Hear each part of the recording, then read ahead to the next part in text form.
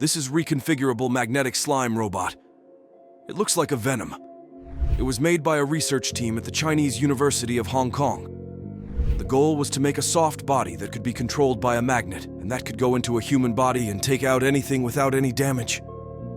It's actually made of robotic non-neutron fluid, a magnetic circle which has particles of the magnet mixed together.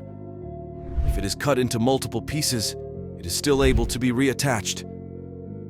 Scientists say it will be used to repair circuits and to perform surgical treatments on the human body. If you are interested in science or space, please stay connected with us.